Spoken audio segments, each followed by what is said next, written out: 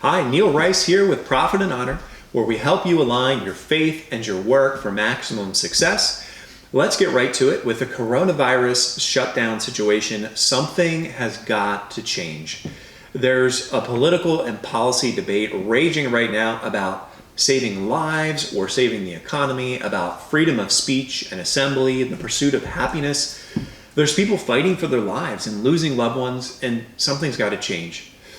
All over the country, there's a great and growing debate about all of this. And if you're in the middle of that debate, using your voice in that debate, that's your right, and that's part of American life. But to be clear, when I say something's got to change, I'm not talking about any of that. I'm talking about something that you and I have a lot of control over. And I believe something's got to change about your life or about my life. And I don't want us to miss this opportunity. This is a time to stop and think, what needs to change about my life? A moment like this doesn't happen often, and I don't want us to waste it. Webster's defines change this way: to make radically different. So let me ask you, just as I'm asking myself, is there something in your life that needs to be radically different in this moment like none of us have ever seen? If you stop to take a real look at your life as we move forward, is there something that should be radically different?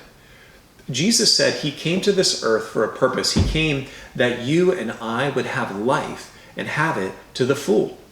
God wants you to have a full, rich life, but that life can get stamped out by the hurry and the worry of a crazy speed of life that many of us accept as normal. Jesus shared a story called the parable of the sower, and I've been thinking about it a lot lately. And in the story, Jesus describes a farmer who's planting seed, and some of the seed fell on a walking path, and some of it fell on rock, and those seeds didn't grow. And some of the seed fell on good soil, and that seed flourished. But some of the seed fell in soil where there were thorns. And this seed tried to grow. It wanted to grow. It was planted in soil, but the seed was competing with these thorns that were all around it. And Jesus said that this seed, the seed that fell on the thorns, this is seed just like people who are too busy and distracted. This seed is like people who hear God, who want that relationship with Him, that peace and energy and power that comes from relationship with Him. But Jesus said, as they go on their way, they're choked by life's worries, riches and pleasures, and they do not mature. And I feel like many of us in America especially are living these warp speed lives where we allow all kinds of distractions. And you know what? We're really a lot like that seed, the seed that fell in the thorns. So I want to ask you, just like I'm asking myself, are you choked out by life's worries, riches, or pleasures?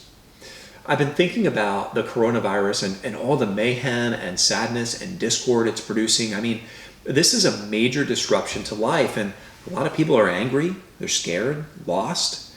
And so what is God's purpose in all this? I would just ask, could it be that He's trying to get our attention? Could it be that something needs to change in your life or my life? I can't tell you what that is for your life. That's for you to decide. What are those weeds and thorns in your life that need to be stamped out or overcome? Maybe you need to love your wife or your husband better. Spend more time with your kids and truly connect with them. They'll be grown and gone in no time. Maybe it's time to dial back all of those extracurriculars. Give your family a chance just to be together. Let's face it, your kid and my kid, they're probably not going pro. Maybe they need a little more family time instead of one more sports team or activity. Maybe you need to get a grip on your work hours. Make time for your hobbies. I would say, when's the last time you took a day for yourself just to enjoy your life? Maybe you want to get your body healthy, eat right, exercise, rest so you feel energetic and strong.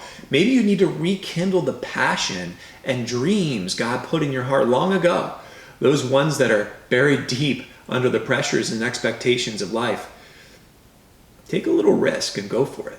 Life's short.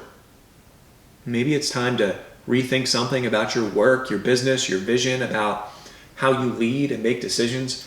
Something's got to change. I don't know what it is for you. I can't answer that. But I'm asking myself that question right now. In this moment, the world is standing still. You know, that used to happen every Sunday, but now it takes a pandemic to slow us down. So don't miss this opportunity. Don't miss this chance to stop, take a breath, look at your life, find those thorns, those weeds that are keeping you from the best life God wants for you. Make changes that are probably long overdue. He wants you to have life and have it to the full. So I pray that you and I, that we do not waste this moment. Sometimes it takes radical disruption to really get our attention, to put us in a place to really think about our lives. And this is it. I hope God's got our attention, that our eyes will be open to his best for our life, that we'll have the courage to step into that. And if you do that, even if you just take one step forward towards it, then when this pandemic finally passes, or even right here in the middle of it, your life will be fuller than ever. That's it for today. Remember to visit us at profitandhonor.com. Download our free resource, The 5 Freedoms of Christian Business Leaders. Like this video or post. Thank you for watching. And until next time, remember, a great leader is always learning.